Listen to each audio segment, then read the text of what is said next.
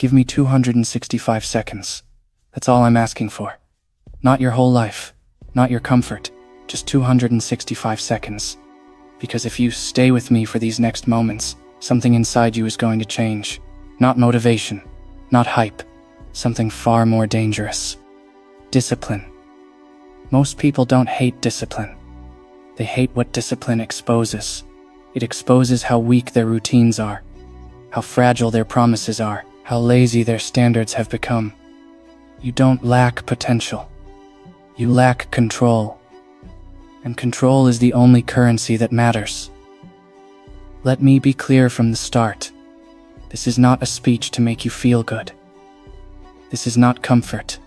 This is not inspiration you forget tomorrow. This is addiction. Because once discipline enters your system, you can't unsee the truth anymore. Right now, your life is being run by impulses. You wake up when you feel like it. You work when motivation shows up. You quit when discomfort appears. You call it balance.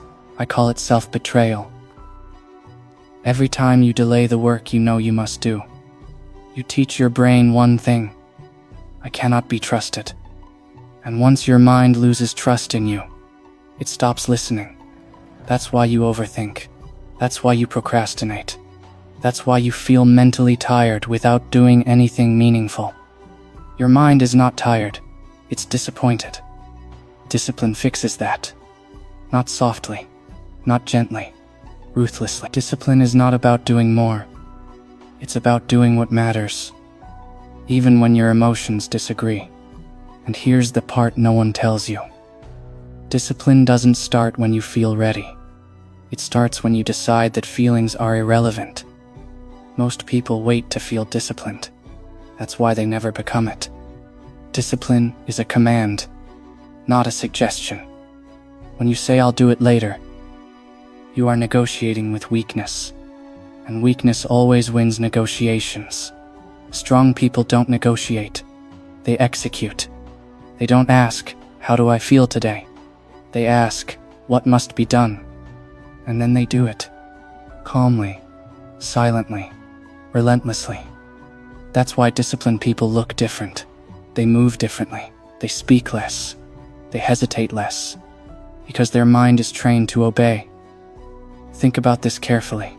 If you cannot control when you wake up, what you eat, what you focus on, what you consume, then what exactly do you think you control? Your opinions? Your dreams? No, you are being carried by the current, calling it a journey. Discipline is learning how to swim against it. And at first it feels painful. Your body resists. Your mind complains. Your emotions scream. That's normal. Addiction always fights back when you try to replace it. Yes, your laziness is an addiction. Your scrolling is an addiction. Your excuses are an addiction. Discipline is the withdrawal. And withdrawal hurts. But here's what happens if you don't quit. After a few days, something shifts. You stop arguing with yourself. You stop asking for permission. You stop needing motivation. You just move. That's when discipline becomes addictive. Because progress feels better than comfort ever did. Let me ask you something uncomfortable. How many times have you promised yourself you'd change? How many fresh starts have you wasted? Every broken promise didn't just fail your goal. It damaged your identity. You stopped seeing yourself as someone who finishes. Discipline rebuilds that identity. One action at a time. One uncomfortable decision at a time. You don't need massive change. You need non-negotiables. Wake up time, non-negotiable. Training, non-negotiable. Study, non-negotiable. Sleep, non-negotiable. When something is non-negotiable, your brain stops debating. Debate is where energy is wasted. Discipline removes debate. And once debate is gone, execution becomes automatic. That's why disciplined people look calm under pressure. They already decided. Pressure doesn't scare them. Indecision does. Now listen closely. Discipline is not about punishment. It's about self-respect. Every time you do the hard thing instead of the easy thing, you tell yourself, I matter. Every time you keep a promise to yourself, your confidence compounds. Not loud confidence, not social confidence, quiet confidence. The kind that doesn't need validation. The kind that doesn't panic. The kind that survives alone. That's why disciplined people don't chase attention. They attract outcomes. They don't talk about goals. They talk through results. And here's the final truth most people aren't ready for. Discipline will isolate you. Not because you're better, but because you're different. While others sleep, you work. While others complain, you train.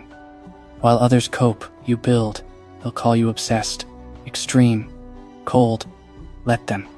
They don't see the war you're fighting every morning. The war against the version of you that wants comfort.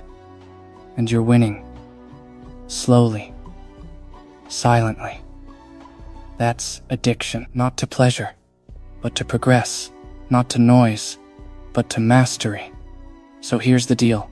For the next 265 seconds, decide.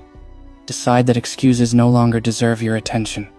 Decide that discipline is your identity now. Decide that you are done betraying yourself. You don't need to feel ready. You need to act anyway. Because discipline doesn't change your life overnight. It changes you. And once you change, everything else follows. Stay empty. Stay focused. Stay disciplined. Because once discipline gets into your system, you'll never want to go back. You think discipline is about being strict. It's not. It's about being honest. Honest about how much time you waste. Honest about how weak your standards became. Honest about how often you chose comfort over growth. Most people lie to themselves every day and call it self-care. Discipline removes the lie. That's why it hurts. When you sit down to work instead of escaping, there's no distraction to hide behind. No noise. No excuse. Just you. And that silence exposes everything. Your impatience. Your lack of focus. Your fragile attention span. That's why people avoid discipline. Not because it's hard. Because it reveals the truth. But here's the twist no one warns you about. Once you stay in that discomfort long enough, you stop feeling exposed. You start feeling powerful. Because for the first time, you're not running. You're standing still while your mind tries to pull you back into weakness. And you refuse. That refusal builds dominance. Dominance over impulses. Dominance over emotions. Dominance over urges. And dominance is addictive. You wake up one day and realize, I don't need motivation anymore. You move even when you don't want to. You train even when it's boring. You work even when nobody is watching. That's when discipline stops being an effort and becomes who you are. Let me say this clearly. Motivation is emotional. Discipline is mechanical. Motivation rises and falls. Discipline stays. That's why motivated people start strong and quit early. Disciplined people start slow and finish everything. They don't rely on energy. They rely on systems. And systems don't care how you feel. You either show up or you don't. There's no drama, no excuses, no negotiation. That's why discipline creates peace. When you remove decision-making from your life, you remove stress. No more should I. No more maybe later. No more guilt. You already decided. And once that happens, your mind finally shuts up. That silence, that's clarity. That's why disciplined people think sharper, move faster, react calmer. They're not smarter, they're less distracted. Now understand this part carefully. Discipline doesn't demand perfection. It demands consistency.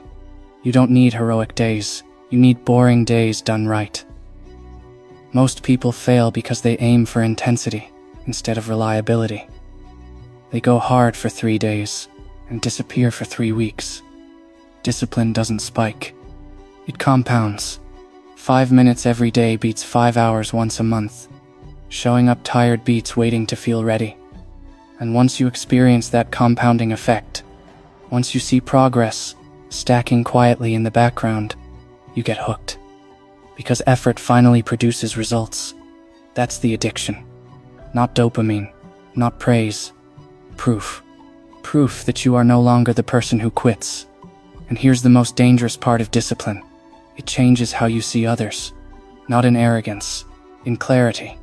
You notice who lives on excuses, who avoids responsibility, who runs from discomfort, and you realize you used to be like them.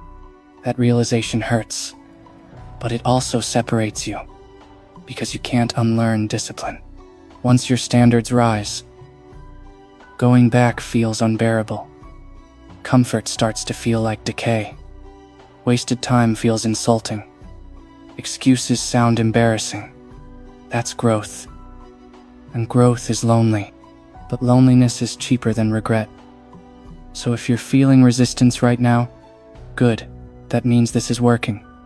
Your old self is fighting back. Let it. You don't need to kill that version of you. You just need to stop listening to it. Discipline isn't loud. It doesn't hype you up. It whispers. Do it anyway.